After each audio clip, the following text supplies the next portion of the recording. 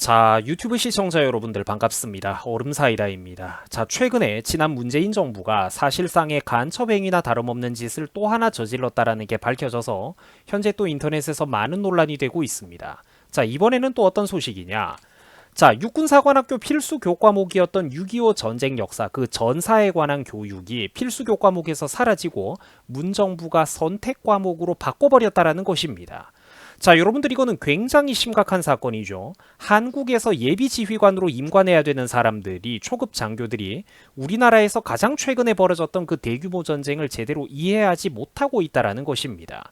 수많은 탱크와 항공기들이 동원되었고, 그래서 오늘날에도 참고할 만한 부분들이 아주 많은, 가장 가까운 시대에 이 땅에서 벌어졌던 그 대규모 근현대전을 우리나라의 이제 초급 장교로 임관할 사람들이 그 전쟁사를 제대로 이해하지 못하고 있다라는 것입니다. 여러분들 이거는 굉장히 심각한 사건입니다. 실제로 2019년에 육사에 입학했던 A씨는 생도기간 4년 내내 한반도의 전쟁, 6.25 전쟁사에 대해서 제대로 수업을 들어본 적이 없다고 합니다. 자, 육사 필수 교과목에서 6.25 전쟁사가 빠져버렸고, 북한의 이해, 군사전략 같은 교육들이 빠져버리고, 스트레스와 건강 같은 것들이 필수 과목으로 자리매김했다라고 합니다. 자, 물론 뭐 이런 교육들도 하면은 좋기야 좋겠지만 시청자 여러분들도 아실 거예요. 본질이 뒤바뀌었죠. 본질이 바뀌었다라는 것입니다.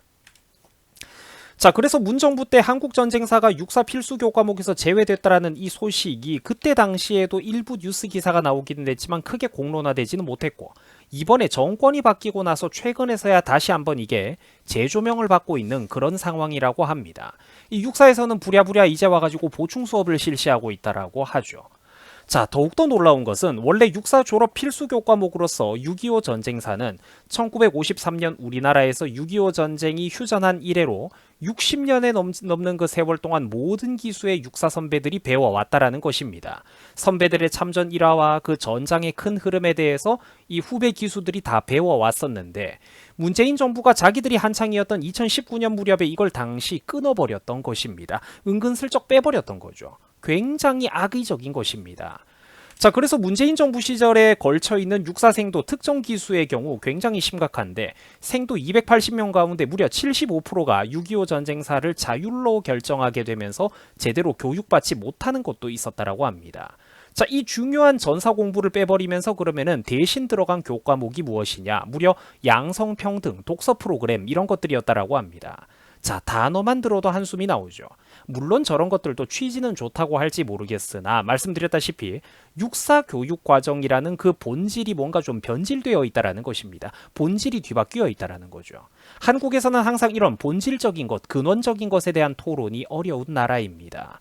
자, 친애하는 우리 유튜브 시청자 여러분들, 전쟁사, 즉 전사 공부는 군대라는 조직의 본질을 이해하는 데 있어서 교육의 핵심과도 같은 것입니다. 참고로 저는 전쟁 역사, 동서양에 걸친 그런 수천 년의 전쟁 역사를 굉장히 좋아하고 관심도 많은 편입니다. 자, 고리타분하게 역사를 이런 이제 이 전쟁 역사 공부라는 거는 고리타분하게 연도를 외우거나 잡다한 유물 사진을 외우는 식의 그런 입시 수험식 역사 교육하고는 완전히 그 결이 다른 겁니다. 이 전쟁사 공부, 전사 공부라는 거는 그 결이 완전히 다른 거예요. 이 실제로 그 직무상에서 써먹을 수 있는 지식들이 나온다라는 겁니다. 그쪽 사람들이 말이죠. 업계 사람들이. 자, 미국이나 유럽의 저명한 전쟁사 연구가 뭐 베빈 알렉산더 선생이라든지, 이 옛날에 그 알렉산더 대왕이 아니라 이제 유명한 미국의 전사 연구가 할아버지입니다. 어떤 이런 유명한 전사 연구가들, 그리고 베스트셀러 작가들이 말했던 내용이 있어요. 제가 하는 게 아니라 아주 저명한 전문가분들이 했던 얘기입니다. 그분들이 뭐라고 했냐면은, 현대전은 너무나도 거대하고 복잡해져서 한 개인이 완전하게 이해한다는 게 현실적으로 물론 어렵지만, 그럼에도 불구하고 전쟁을 제대로 경험해보지 못한 세대가 전쟁의 큰 부분들을 조금이나마 직관적으로 이해하기 위해서는 이 전사 공부가 가장 중요하다라고 그 중요성을 강조를 했던 겁니다.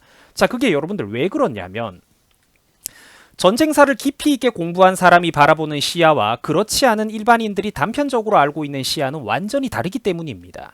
전쟁사를 공부하지 않으면 특정 전쟁이 크게 어떻게 진행이 됐는지 중요한 전장에 대한 어떤 이해나 그런 흐름을, 전황의 흐름을 알 수가 없습니다. 자, 옛날에 군부대와 지휘관들이 어떤 훌륭한 선택을 내려가지고 전략적으로 큰 이득을 봤었는지, 반대로 실수를 했을 때는 전장에서 현실적으로 병사와 군부대들에게 어떤 어려움이 발생했었는지, 뭐 예를 들면 장진호 전투 때 너무 추워가지고 군사 장비들이 고장도 많이 나고 그때 이런 방한 도구들이 부족해가지고 수많은 병사들이 동상이 걸리거나 심지어 동사를 했다라고 하죠. 어떤 그런 야전에서 그 추위의 무서움이라는 거는 이 쾌적한 어떤 도시 생활에만 익숙한 사람들은 이런 전사 공부를 안 하면은 그 야생에서의 추위가 얼마나 무서운지 그 자연의 힘을 제대로 못 느낀다라는 겁니다. 이런 식으로 전사 공부는 너무나도 중요하다라는 겁니다. 진군로나 보급로는 어떻게 짜여져 있었고 반드시 어떤 확보하고 지켜야 되는 요충지는 어떤 곳들이 있었는지, 이런 것들이 앞으로 수천 수만 명의 목숨을 책임지며 군 주요 지휘관으로 성장하게 될 젊은 장교들에게 가장 중요한 교육 과정이기 때문입니다. 자, 이 나라가 한때 얼마나 위험한 위기까지 처했으며 이럴 때 주요 전장과 전략은 어떠했는지를 이해하려면 반드시 전쟁사를 조금이라도 공부를 해야 됩니다. 당시 대한민국은 뭐 시청자분들도 알다시피 한때 벼랑 끝까지 몰리기도 했었죠. 반대로 그런데 한편으로는 일부러 우리가 다른 지역에 공간을 내어주면서 후방으로 퇴각해가지고 시간을 버는 고도의 전략을 취한 측면도 있었습니다. 물론 이런 전문적인 어떤 전술 수행은 또 미국의 지원이 있었기에 또 한국의 몇몇 훌륭한 지휘관들이 있었기 때문에 가능했던 것이죠.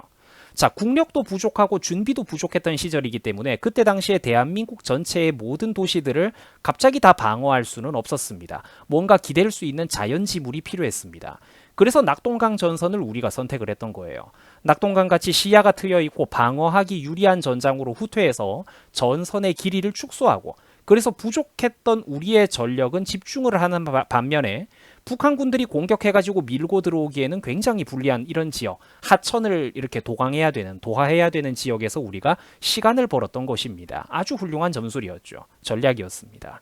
자, 그런데 이런 개념들도 전사 공부를 해야 제대로 그 깊이를 이해할 수 있다라는 겁니다. 단순히 파편적으로 주워듣는 것, 많이 밀리다가 우리가 역전했다, 이런 식으로는 이런 것들을 그러니까 깊이 있게 곱씹어 볼 수가 없다라는 겁니다. 자, 그렇게 나라 전체가 이렇게 벼랑 끝에 위기에 몰려 있다가 메가더 장군이 인천 상륙작전을 통해 가지고 당시로서는 북한군의 깊숙한 후방이었던 인천 지역의 대규모 상륙작전을 성공시켰습니다. 그러자 수천 년에 걸친 인류 전쟁 역사 대부분의 사례들이 증명을 하듯이 갑자기 배후 지역이 불안해지자 이 북한군의 사기가 한순간에 무너져 내렸습니다.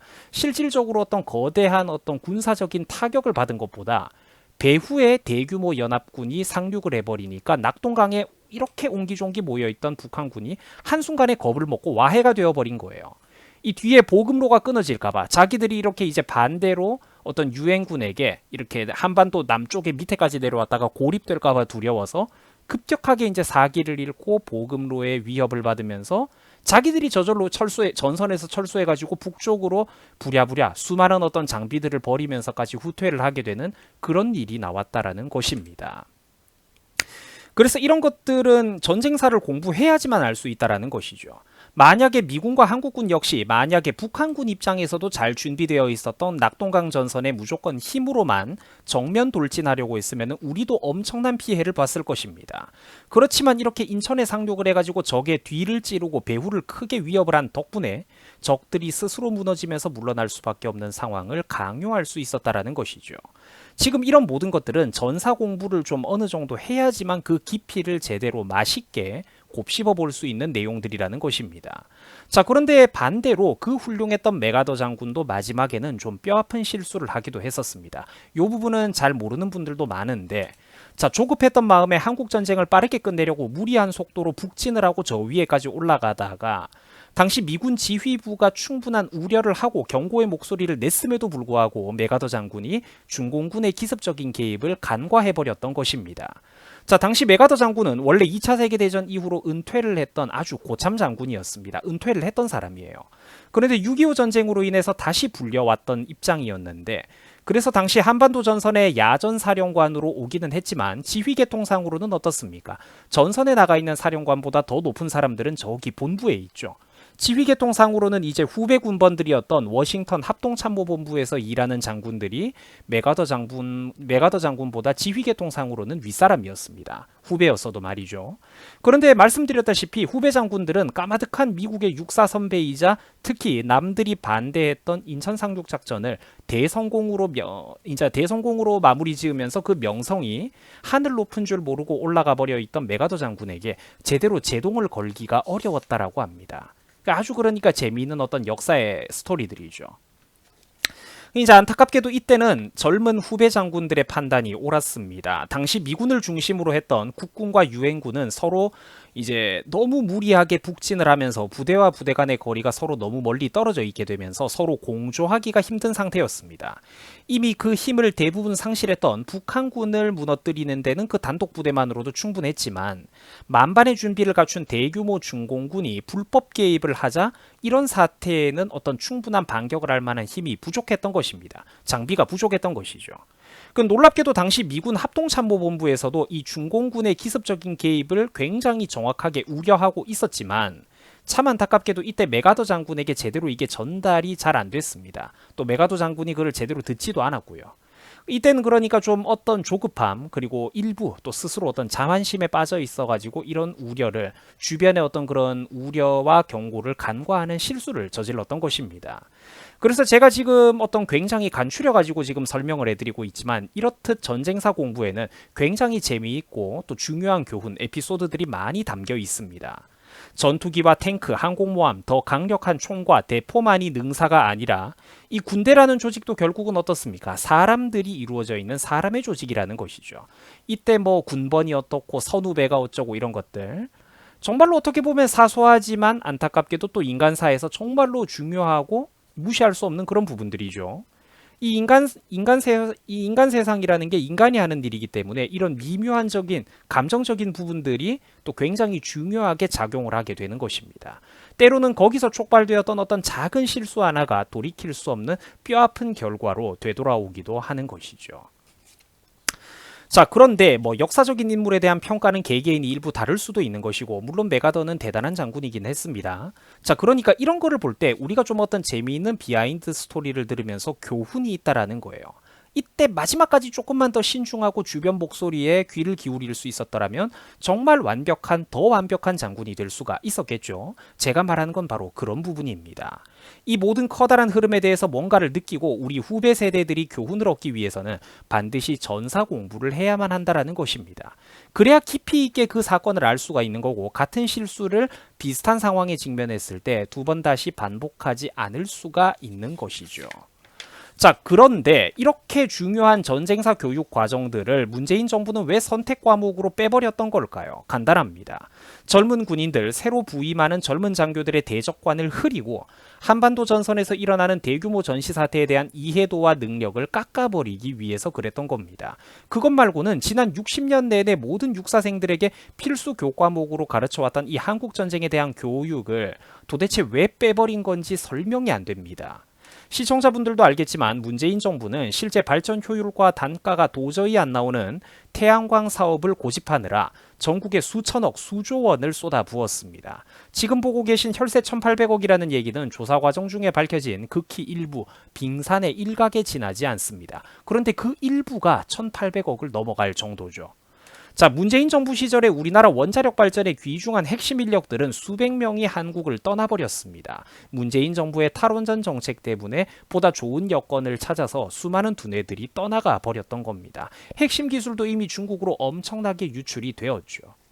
그러면서 하는 짓거리가 육사 교육과정조차 손을 대고 있었던 겁니다. 6.25 전쟁사, 한국 전쟁사를 교과목에서 필수 과목에서 빼버리기까지 했던 겁니다. 이렇기 때문에 군 정보부인 기무사도 박살내버리고 우리나라 국정원도 이 국내 정보 파트를 폐지해버리는 정신 나간 짓을 저질렀죠. 대한민국의 양대 정보기관인 국정원과 기무사를 이래서 식물기관으로 만들었던 겁니다. 사랑하고 존경하는 우리 유튜브 시청자 여러분들, 그래서 반드시 항상 국민들이 깨어 있어야 됩니다. 국민이 많이 알아야 됩니다. 뉴스를 보더라도 파편적으로 하나만 보는 게 아니라 그걸 기자들보다도 깊이 있게 곱씹어 볼 줄 알며 전체적인 큰 흐름을 하나의 사슬로 묶어서 목걸이를 만들어낼 줄 알아야 됩니다. 파편적인 지식을 하나의 목걸이로 보배로 만들어 엮어낼 줄 알아야 된다는 것입니다. 자, 그런데 먹고 살기 바쁘고 공부하기 바쁜 우리 학생들, 시청자 여러분들이 그렇게 세상 모든 분야에 관심을 두기는 어렵죠. 그래서 그런 어떤 깊고 넓은 시야를 만들어내는 최적의 시간과 비용, 노력과 수고로움을 바로 저 얼음사이다가 여러분들에게 대신해 드리겠습니다. 도와드리는 것입니다. 사람마다 이제 관심사가 다르니까요. 자, 사랑하는 우리 유튜브 시청자 여러분들, 앞으로도 부디 많은 관심과 응원 조금만 부탁을 드리겠습니다. 여러분들이 뭐 이렇게 또 저를 조금만 도와주신다면은 올바른 목소리, 사건을 바라보는 이런 깊이 있는 목소리와 사례 설명들을 앞으로도 제가 더더욱 많이 열심히 들려드릴 수 있습니다. 여러분들 부디 어떤 간절한 도움의 손길 또 한번 부탁드립니다. 자, 여러분들 수고하셨습니다. 고맙습니다.